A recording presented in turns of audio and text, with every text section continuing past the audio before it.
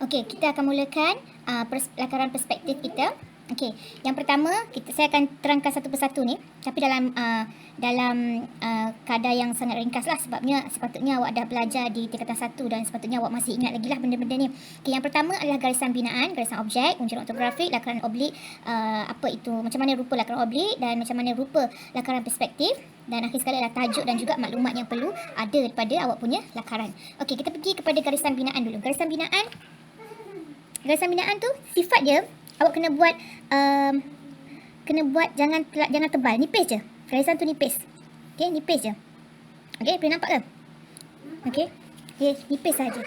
Okey, nampak tak nampak? Tak nampak pun tak apa. Janji ada garisan. Okey. Lepas tu contoh kita nak buat contoh kat sini cikgu tunjukkan nak buat objek segitiga, segi empat. Okey, ni garisan binaan. Bila awak dah dapat objek, bila awak dah dapat rupa sebenar yang awak nak tu, kita pekatkan. Jangan pakai pembaris ya nak. Okey, kita pekatkan. Okey, ini adalah objek. Yang ini adalah garisan binaan. Yang pekat ini adalah garisan objek. Okey, jangan pekatkan terus. Jadi dalam lakaran awak, cikgu tak nak semua garisan nampak sama. Saya tak nak awak buat nanti semua garisan nampak sama. Tak tahu mana satu objek, tak tahu mana satu garisan binaan. Cikgu tak nak. Yang ni cikgu tak nak. Cikgu nak yang macam ini. Okey. Cara buat garisan, kalau mana yang dah lupa, garisan ialah sambungan antara satu titik dengan satu titik yang lain. Titik-titik garis. Titik-titik garis. Tak lurus tak apa. Janji garis. Lama-lama awak kalau dah biasa buat, awak akan dapat satu garis lurus. Tak lurus sangat pun, sebab saya sendiri pun buat tak lurus pun. Okey. Cara nak praktis, cara nak buat latihan, dekatkan dulu titik tu. Titik-titik sambung, titik-titik sambung, titik-titik sambung. Inilah garisan. Titik-titik sambung ni adalah salah satu elemen yang paling penting Bila buat objek, elemen yang ada garisan mesti ada. Okey. Titik-titik garis, titik-titik garis. Bila dah expert sikit yang garis pendek tu, buat langkau sikit bagi dipanjang. Titik-titik garis. Kalau tak bersentuh dengan titik tu pun tak apa, tak berdosa pun. Okey, kita buat latihan kan. Titik-titik sambung. Kalau satu titik ke satu titik awak rasa terlalu jauh, buat satu garisan, lepas tu pergi ke tengah, satu lagi garisan, lepas tu baru sambung. Okey, titik-titik sambung. Saya dalam lakaran tak boleh ada garisan bulu-bulu. Beza antara garisan bulu-bulu dengan satu garisan yang terus buat. Okey. Kalau garisan bulu-bulu dia ada macam, nampak macam kononnya macam cantik, tapi sebenarnya tak, sangat tak. Okey. Saya tak benarkan kalau ada yang buat macam ni. Okey. Jadi buat garisan binaan smooth je. Tak lurus tak apa pun. Kalau buat 2-3 kali pun tak apa. Okey, contohnya kan.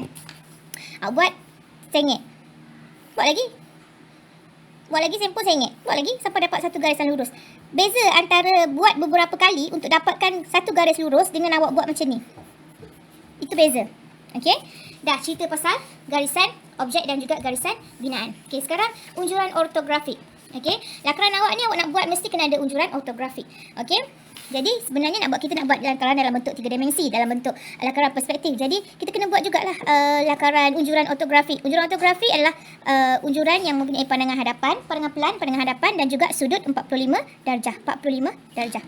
Ni sudut ni perlu ukur ke cikgu? Tak perlu, kita bajet-bajet saja. Kan kalau macam ni kan 90 nak oi. Okey, kalau bahagi 2 dapat 45. Okey.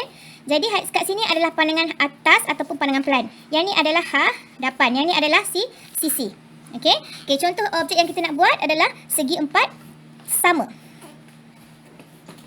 Unjuran dia, buat unjuran. Kenapa tak dapat? Cikgu tak pernah belajar apa ni. Dah belajar ni tahun lepas masa tingkatan 1. Dah belajar ni. Awak lupa. Okey. Tak ada lagu Sekejap, nak lagu Okay, so dah dapat belum objek tu? Dah dapat pekat kan? Sorry.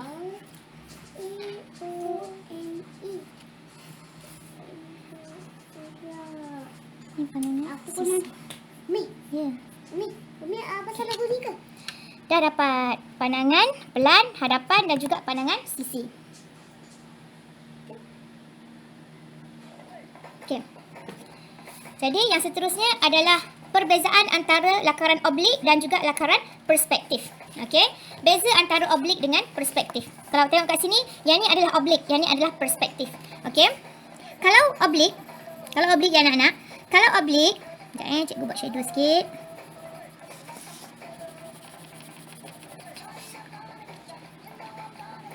Okey. Ini adalah oblik. Oblik bila kita unjurkan pada sudut 45 darjah nak, dia akan dapat bentuk 3 dimensi yang sama besar. Okey. Tapi kalau perspektif, awak akan dapat dia mengecil di bahagian belakang. Kenapa?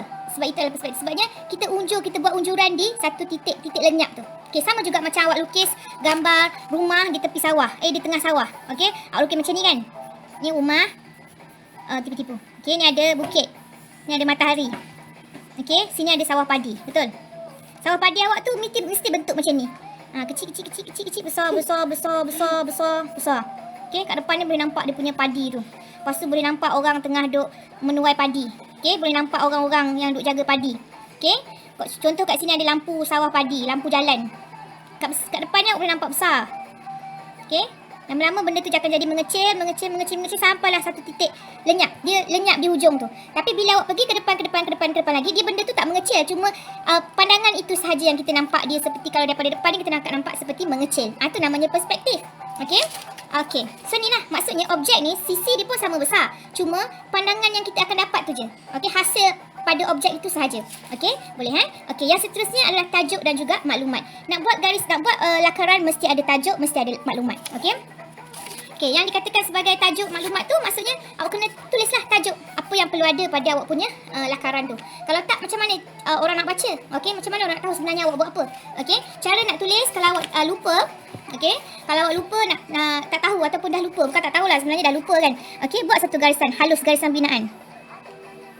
Lepas tu tulislah. Saya biasakan ajar murid saya buat menggunakan perkataan huruf besar. Sebab apa? Sebab dia nampak lebih kemas dan juga cantik. Walaupun kadang-kadang tulisan kita rasa tak cantik, tapi sebenarnya bila buat tulisan huruf besar, dia lebih nampak kemas. Okey? Perspektif. Satu titik. Gitu. Sama juga kalau tajuk besar. Bila nak buat tajuk kecil, contohnya bila kita nak buat perkataan elemen nanti kan. Kita nak buat mesti ada elemen, mesti ada prinsip, betul? Okey, elemen. Garis.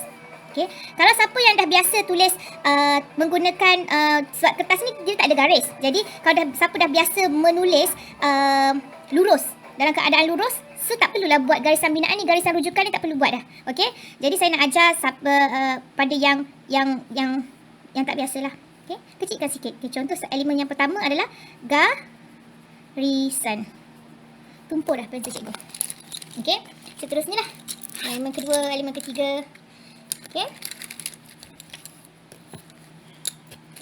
Okey.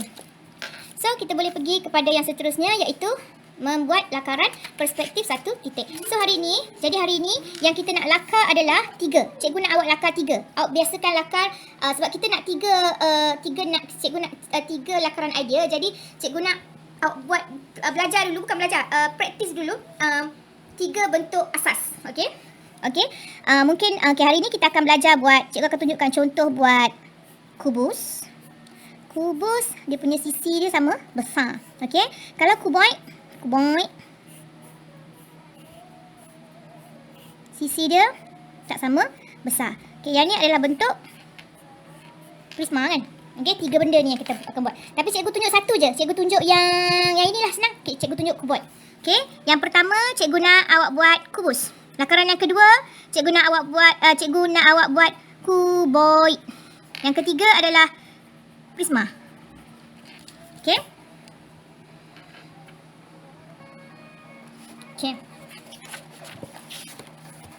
Okey, langkah pertama nak kena buat apa? Lakaran perspektif satu titik. Okey, langkah pertama mesti ada garis bumi. Okey. Mesti ada garis bumi. Labelkan. Okey. Yang kedua mesti ada garis ufuk. Garis ufuk berada di atas garis bumi. Okey, cikgu boleh ukur ke banyak mana? Tak kisah. Maksudnya awak cuba buat, tapi lama-lama bila awak dah buat, awak akan rasa macam mana lakaran awak, objek awak hasil itu akan jadi macam mana. Okey? Jadi kita bajet je lah. Okey, ini adalah garis ufuk, GU. Okey?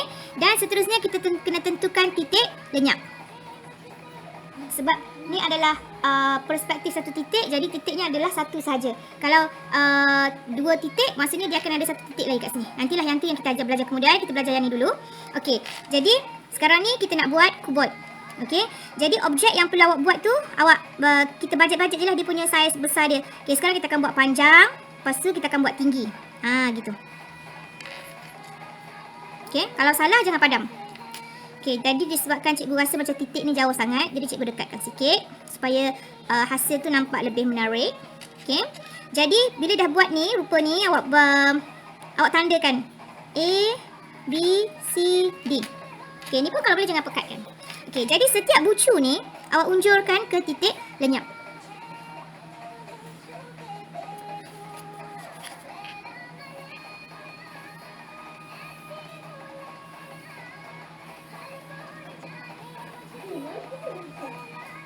Tengok sebab cikgu buat pun macam lurus tak lurus. Tapi tak apalah, janji awak. Jadi kita nampak. Okey, kalau awak rasa salah, jangan padam. Teruskan buat garisan yang betul tu di atas, di tinggi atas dia. Okey, jangan pekatkan Okey, jadi kita dah ada panjang, kita dah ada tinggi. Sekarang kita nak tahu lebar dia. Okey, lebar dia tu kita boleh agak-agak je lah. Okey, jadi kuboid kan dia punya ni lebih kecil kan. Jadi, okey, contoh cikgu buat kat sini. Jadi ni adalah, ataupun kat sini pun boleh. Okey, A, B, C, D. So, kita nak cari titik E. Okay, jadi titik E kita munculkan lurus. Maksudnya yang ini, yang di sini kita pindahkan ke sini. Okey, A ni kita contohnya kita buat ukuran di sini kan. Jadi yang ni kena lurus. Ni, lurus ni sama dengan lurus ni. Okey, A, B, C, D, D, E. Jadi yang E ni turunkan ke bawah lurus. Sebabnya ni, yang ni E, F. Okey, G. Okey, yang ni pun sama. Titik G turunkan lurus ke bawah. H. Okey, titik F akan bertemu dengan titik H. Okey, agak-agak dah nampak belum awak punya objek? Okey, kita dah dapat. Jadi, bila dah dapat objek, kita pekatkan. Okey, kita pekatkan. Jangan pakai pembaris ya. Lakaran tak boleh pakai pembaris. Saya ulang lagi sekali, lakaran tak boleh pakai pembaris. Kalau pakai pembaris, saya boleh tahu ya. Okey, dah siap dah kita punya objek. Okey, jadi yang kat dalam ni macam mana cikgu? Yang kat dalam ni namanya garisan putus-putus. Kenapa garisan ni namanya putus-putus? Sebabnya dia tersembunyi. Dia namanya adalah garisan tersembunyi. Sifat dia adalah putus-putus. Jadi kita kena buat dalam putus-putus. Bermaksud garisan tu adalah garisan tersembunyi. Okey, dah dapat. Okey, kalau awak dah biasa melakar ataupun mengala, maka dan dah juga biasa men-shadowkan awak punya lakaran objek, maka bolehlah buat. Okey, tak ada masalah. Bagilah nampak perbezaan antara satu sisi dengan satu sisi. Okey, dah siap belum kita punya ni? Dah siap. A, B, C, D, E, F, G ni tak perlu padam. Okey, G, B, G, U, T, L ni pun tak perlu padam. Yang ni yang salah tadi kan pun cikgu tak padam. Okey, yang seterusnya kita kena buat tajuk. Yang perlu ada iaitu maklumat. Okey, jadi kalau tak biasa, buatlah satu garisan binaan untuk tajuk. Dalam tu kita pun tulis perspektif satu titik. Okey, ni sebab tajuk dia perspektif satu titik. Jadi kita buatlah tajuknya perspektif satu titik. Minggu depan kita akan buat lakaran objek sebenarnya, lakaran idea. So tajuk ni nanti lakaran idea lah. Dia tak akan jadi perspektif lagi dah. Tapi kita buat lakaran dalam bentuk perspektif. Cuma hari ni tajuknya lakaran perspektif lah sebabnya kita baru nak buat latihan. Okey, so tajuk ni apa? Apa objek yang kita buat ni adalah kuboid. So buatlah sikit kuboid.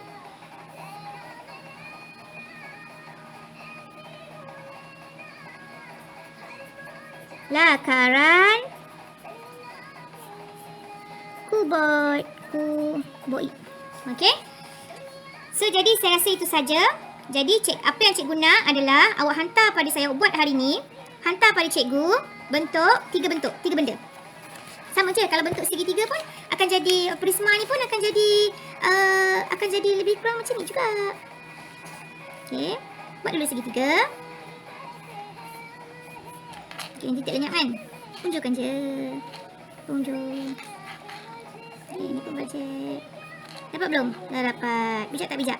Bijak.